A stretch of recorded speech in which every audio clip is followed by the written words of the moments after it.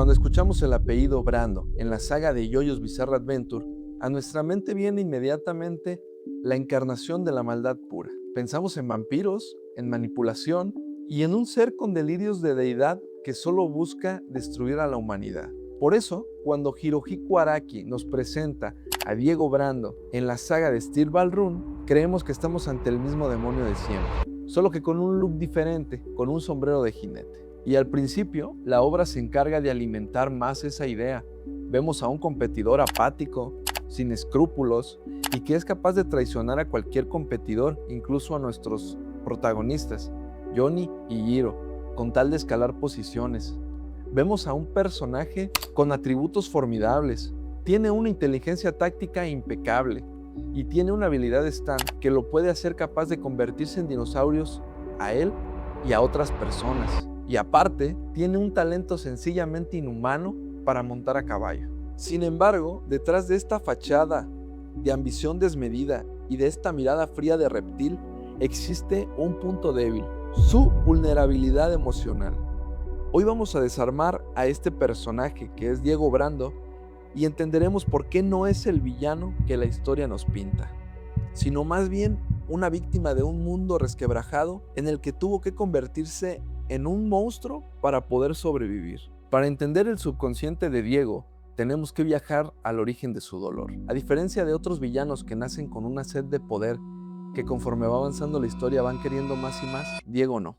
Diego nació en la pobreza absoluta, y eran tan pobres que sus padres consideraron a Diego y su existencia una carga financiera imposible de llevar. Es por esto que entre los dos decidieron que para no empobrecer más, lo mejor sería abandonar y asesinar a Diego, siendo solo un bebé. Pero su madre se arrepintió, se separa del hombre y rescató a Diego de las aguas frías, dispuesta a criarlo sola.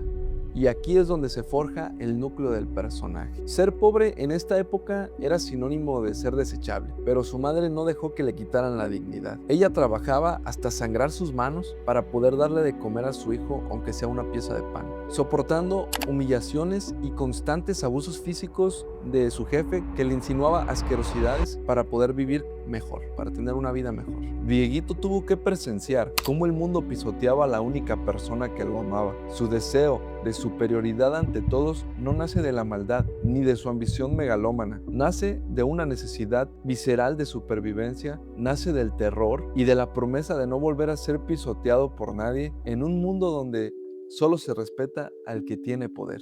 Afortunadamente Diego no estaba desarmado ante la vida. Nació con un don rotísimo, tenía una conexión espiritual casi sobrenatural con los caballos, y fue este mismo talento el que utilizó para empezar a ganar carreras, escalar clases sociales y salir del fango. Y es que este don no era solo una habilidad técnica, era una simbiosis casi instintiva. Mientras su madre se rompía la espalda trabajando la tierra, el pequeño Diego encontraba su único refugio en los establos de la granja. Ahí comenzó a explorar su talento en silencio. No forzaba a los animales con látigos ni gritos, sino que aprendía a leer la tensión en sus músculos, a sincronizar sus latidos con los de la bestia y a entender sus instintos sin siquiera cruzar una sola palabra. Fue su madre quien, dentro de su propia miseria, se dio cuenta de que estaba criando a un verdadero fuera de serie.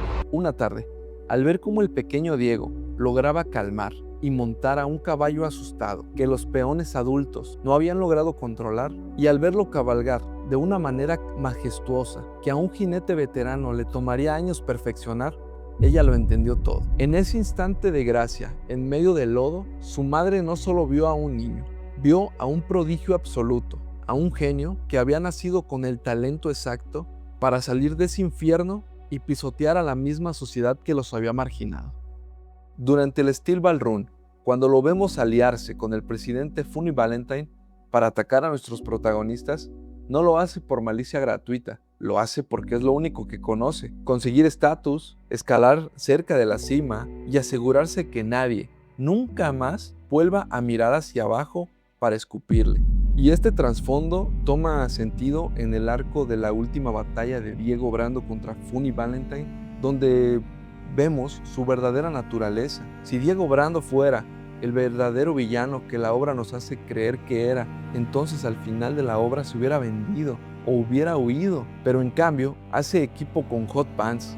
Diego Brando, el chico egoísta y resentido, termina luchando por una causa superior: evitar que Funny Valentine consiga las partes del cuerpo santo en su totalidad y así evitar que traiga desgracia al resto del mundo. Y es en este combate en el que vemos caer todas sus máscaras.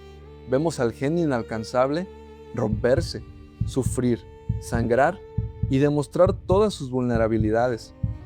Es con un sacrificio heroico y brutal con el que Diego Brando nos demuestra que solo es una víctima más de la injusticia de este mundo, de esta vida. Un ser humano que tuvo que vestirse de reptil para que dejaran de lastimarlo. Y es con su último aliento con el que nos demuestra que existía bondad dentro de su aparente maldad. Es importante hacer hincapié en la diferencia ética y moral que existe entre este Diego Brando y el Dio Brando que conocimos en las primeras partes de Yoyos, o incluso con el Diego Brando de la otra dimensión que es poseedor del Stunt World, ya que esas versiones estaban podridas por dentro. No sentían remordimiento y sus acciones repudiables nacían del puro placer de causar daño y ejercer superioridad. Pero nuestro Diego Brando de Scary Monsters es distinto. Él no quería ver el mundo arder, él solo quería un lugar seguro en él. Araki logró construir un personaje apático, ambicioso y rencoroso para luego irlo desarmando página por página, revelando un niño asustado que solo quería vengar las lágrimas de su madre, y eso lo convierte en uno de los personajes mejor escritos en toda la industria e historia del manga.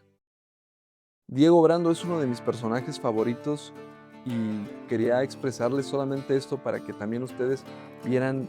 No sé si alguna otra persona tenga a Diego Brando como un villano mal presentado en el manga. Yo no lo veo como un villano, yo veo más como villano al otro Dio, al Dio que tiene como Stunt World. Ese Dio sí se me afigura un personaje malvado, pero Dio Brando de la dimensión del cuerpo sagrado, del cuerpo santo, no lo veo yo como una persona malvada, lo veo como un niño. Como dice mi análisis, como un niño asustado. No pensaba con maldad, no estaba totalmente dispuesto a causar daño, sino que más bien sus acciones se basaban en ir escalando, en ir llegando a un lugar donde el poder lo iba a proteger. Él no quería volver a ser pisoteado, solamente era eso, güey. Espero que les haya gustado, les agradezco mucho si se quedaron hasta el final, y si no fuera porque han estado viendo mis otros videos, yo creo que ya no hubiera subido. Así que compartan este video con alguien que también le guste Yoyos. Y quisiera que me dejaran en los comentarios cuál otro Yoyos quisieran que analizara o cuál es tu Yoyo favorito, independientemente de cualquier parte.